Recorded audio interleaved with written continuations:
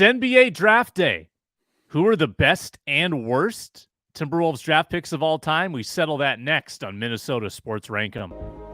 This is Minnesota Sports Rankum, part of Locked On Sports Minnesota, and it starts now.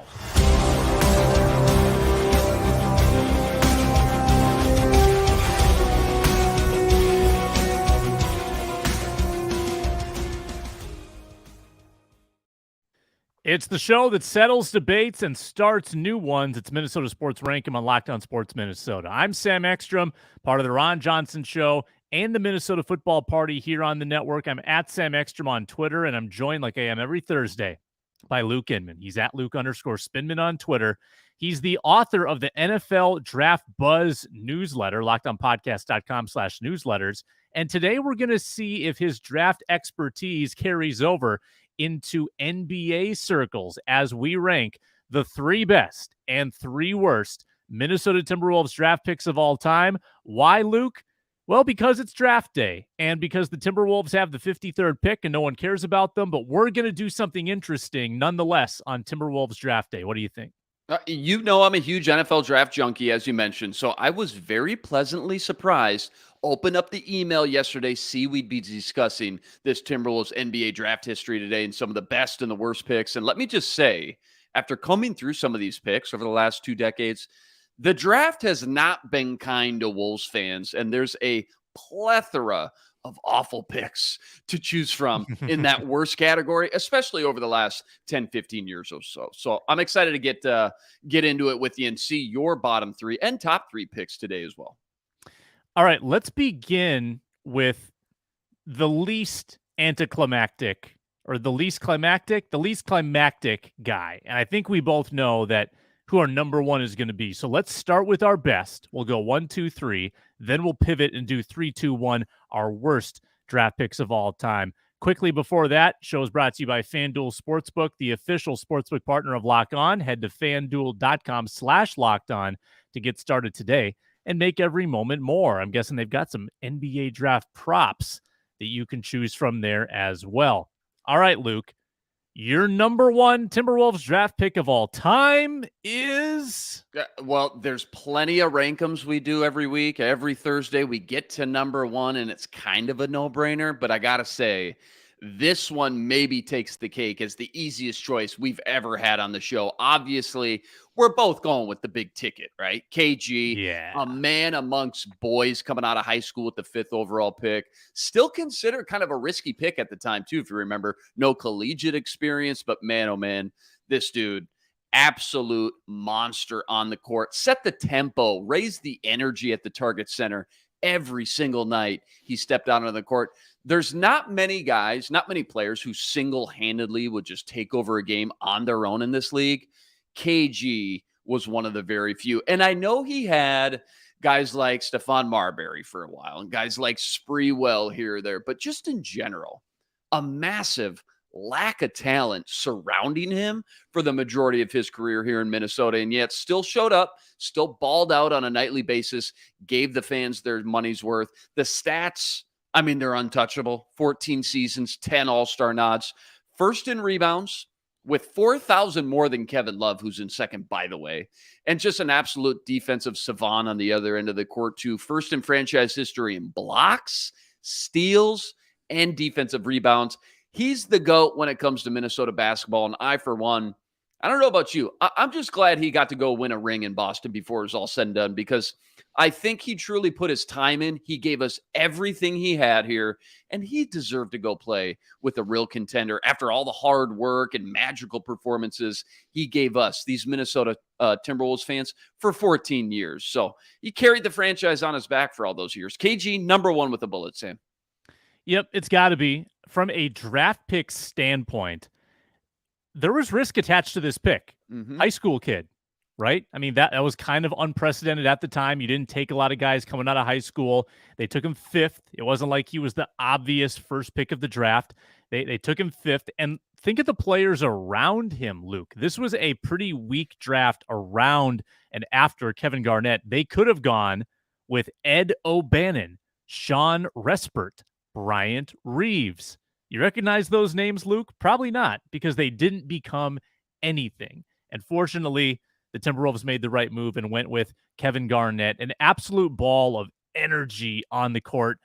You love that he won the ring with Boston. You hate that he kind of almost belongs to Boston. Like his heart is almost in Boston because of the way things went down with Glenn Taylor. He's got issues with the ownership. His number's not retired because he refuses to come back.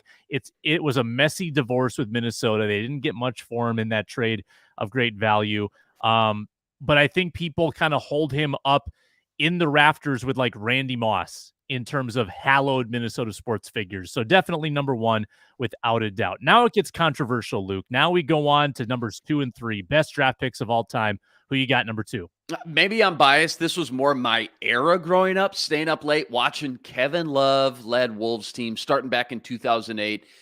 Another player, by the way, we're going to get to a couple of these guys that was acquired in a draft day trade. And they originally, if you remember, took O.J. Mayo out of USC.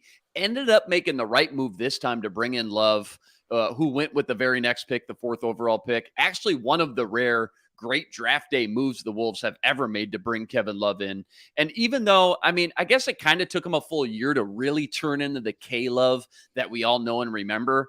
I don't know if you remember, Sam, when he had that 31-31 game against the Knicks in year 2, from that point on, it was over. He just got better and better, more consistent every season, turned into one of the best players in Wolves history in the 6 years that he played here. 3 All-Star nods, and second all-time in franchise history in rebounds, second to only, of course, Kevin Garnett. And to do all that, I think, in just 6 seasons, pretty incredible. And why I gave him the nod over the next guy at number 3 is because at least you're able to get something once you parted ways. Obviously, that was Andrew Wiggins, the number 1 overall pick that year. He goes on to win Rookie of the Year. Obviously, that whole thing, it didn't pan out years later looking back, but at least at the time, showed you major promise, gave the fan base a ton of encouragement, some excitement about the future at the time, which is a lot more than I think we can say for a lot of the trades that we've seen in Minnesota Timberwolves franchise history. Kevin Love, though, number 2 on my list. What do you think? One of the most instinctive rebounders I've seen. Wasn't always the tallest guy on the floor, but had unbelievable hands, unbelievable instincts to read the ball off the rim. And he was a big that was shooting threes before it was trendy, I would say. He was a 42% three-point shooter in 2010, 2011. So that's a great selection on your part. My number 2, I'm going more of the value route. A guy they got in the second round, and I'm going for the fan favorite because this guy had a cult following. You know him, you love him, Nikola Pekovic. Second round pick out of Montenegro, spent a couple of years overseas, came to the Wolves in 2010. If not for injuries, Luke, if not for injuries, he might have some of these Wolves records because he was just the most efficient scoring big man. He didn't do much, Luke. He's not the most well-rounded guy. Couldn't like move that well up and down the floor. Never attempted a 3 in his career. He knew exactly what he was. That was a post-up bruiser, one of the best pure post-up guys the Wolves have ever had, and often one of the top 5 field goal percentage guys in the league, 56% in 2011, 2012. That was 3rd best in the league. Averaged 13, 16, 17 points per game. Career cut short because a big guy like that, you get foot problems, and he just couldn't carry his frame any longer. Only had 271 games with the Wolves, but a great draft pick, 2nd round pick, and they got some great play out of him. People knew him. People loved him. I loved him. Nikola. If you tell a casual Timberwolves fan just walking on the street that you think the number 2 draft pick in T-Wolves history is Nikola, they probably look at you a little funny. But I, for one, being such an NFL draft guy, I love the avenue and angle that you took with the value. Because in the NBA draft, anything past the top 10, 15 picks, total crapshoot. To get the value they did in the 2nd round from Nikola, great pick right there. Glad you gave him a shout out, number 2 on your list. Number 3 on my list, and I'm a little reluctant to do it just because I'm a little frustrated. I'm a little fed up with this man right now. All the drama, the headaches he's kind of turned into with every passing year. But I guess I have to put Cat on the list for all the incredible basketball he's played during his time here. He's an absolute machine, one of the best shooting big men in the NBA. No two ways about it. Can't argue it. And really, up until last year, too, with that calf injury, he was consistent, man. He was always on the court. People forget he started his career playing every single game his first 3 seasons. That's incredible. 246 straight games right out the gate. Super impressive right there. Already third in rebounds in franchise history, second all-time in blocks, fifth all-time in minutes played. He's an all-star. He's amazing when his head is in the game and he's focused just on the task at hand. One of the best in the league. But I think just the lack of steady progression and maturity, Sam, year over year is what's making fans grow just a little weary and tired. And we all just assume after he came out the gate so hot that he would turn into more of the leader, right? The captain, the emotional captain of this team that they needed. They needed a guy they could lean on come playoff time, come big pressure situations. Hasn't always been the case. Still, though, number 1 pick for a reason. Out of Kentucky, 2015 Cat, number 3 on my list. I'm going to go a similar route and cheat a little bit with my number 3. I'm going to say that Cat and Anthony Edwards are a tie for number 3. And yes, they were both the number 1 pick. But, Luke, this was not a LeBron James situation or a Wemby situation where it was clear who to take. Remember, with Cat, it was Jahlil Okafor or it was Cat. Jahlil or Cat, who are you going to go with? There were a lot of people in the Jahlil camp. Flip Saunders made the pick, went with Cat. Jahlil Okafor, out of the league now. Would have been a bust. Cat absolutely became the right pick. Anthony Edwards draft. Remember, people said it's the weakest draft in NBA history. Timberwolves could have gone with James Wiseman, who was the number 2 pick. Yeah. James Wiseman has only played 84 games in 3 years because of injuries, and he's not even with his team anymore, the Warriors. He's gone. LaMelo Ball probably would have been a nice pick. We would have been happy with LaMelo, but Edwards clearly was the correct pick in retrospect. So to Gerson Rosas and Flip Saunders, rest in peace, Flip, for making those decisions when it wasn't cut and dried, I give them props. Those are the number 3 best draft picks of all time in Wolves history. Now we're going to get crazy. We're going to do our worst draft picks after I remind folks that FanDuel Sportsbook brings you today's show. You can head on over to FanDuel and bet baseball. Minnesota Twins coming off a walk-off win. They play this afternoon against the Boston Red Sox. You can check out the money line and the run line there and all the MLB lines at FanDuel.com/lockedon. That's where you go to get started. If you're a new customer, claim a no-sweat first bet up to $1,000 back in bonus bets. If your first bet doesn't win, up to $1,000 back. If your first bet doesn't win, FanDuel Sportsbook is very easy to use. You get paid instantly when you win. There's no better place to bet Major League Baseball this summer than at FanDuel. It's a official partner of Major League Baseball. Major League Baseball trademarks used with permission. All right, worst draft picks in Wolves history. We'll start with 3, move down to 1. Luke Inman, kick us off. 2010 NBA draft, 4th overall, out of Syracuse, Wesley Johnson. It's something about these Syracuse kids the Wolves just can't figure out. Little foreshadowing for later on. So here's what I did, Sam. I honed in on these 3 guys, not just because they didn't pan out for the Wolves, turned out to be massive busts, but also because of the players that were selected shortly thereafter. Just staring them in the face. Johnson, very meh for 2 seasons with the Wolves before he was traded. Suns 2012, 7 points, 3 boards a game. Very underwhelming stats for a top 5 pick, especially when you think about how bad some of those teams the Wolves had, those rosters that he played on, and just the lack of talent that he had up and down those depth charts. You can't even crack the starting rotation. But what really stings the most and puts Wesley in the top 3 for me is 1 pick later, we had to watch DeMarcus Cousins get drafted by the Kings, go on to become one of, if not the best center in the NBA during his prime, at least, with 4 straight All-Star game appearances. Dude was an absolute stud, and the Wolves needed a guy like Cousins in the worst way. Instead, They pulled the trigger on Johnson. He was shipped out after 2 seasons. To make matters even worse, a little bit more salt in the wound, Paul George was selected a few picks later as well, meaning even if they didn't want Cousins, there was still a chance they could have came away with one of the best players in the NBA with Paul George instead. Alas, Sam, bad teams stay bad. Wolves continued their run as one of the worst teams in the league in that early 2010 era. Wesley Johnson, 4th overall, number 3 on my list for biggest bust by the Wolves all time.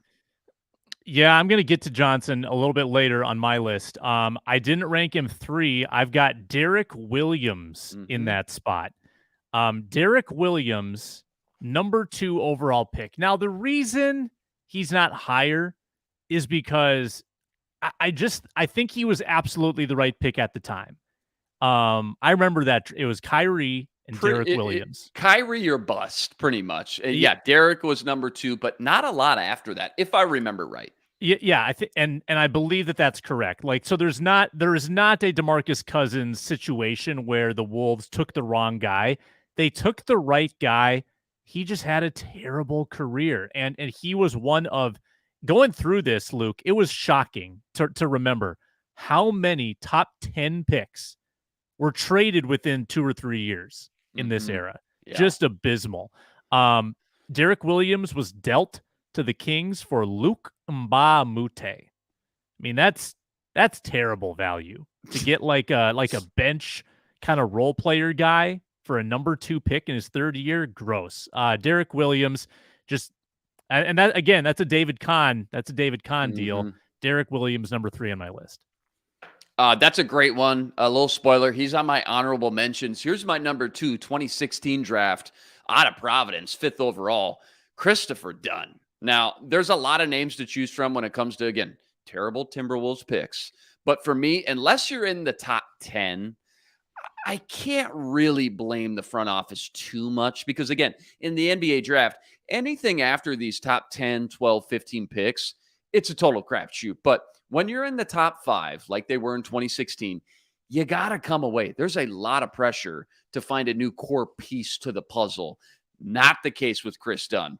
Also, kind of like Wesley Johnson, could barely make it off the bench for crying out loud on some of these really bad teams. He only played 78 games in Minnesota, which is, I mean, call it what it is. That's pathetic. 4 points, 3 boards per game. That's just sad. I guess if you want to put some sort of positive spin on it, he was packaged with Zach LaVine in the Jimmy Butler deal, which I guess, if anything, was an entertaining stint, if nothing else. But the simple fact, yet again, fans had to watch a guy like Jamal Murray selected 2 picks later, and the things that man has gone on to do, that's absolutely gut-wrenching to go watch. Arguably a top 5 point guard in the league right now, if not most definitely a top 10.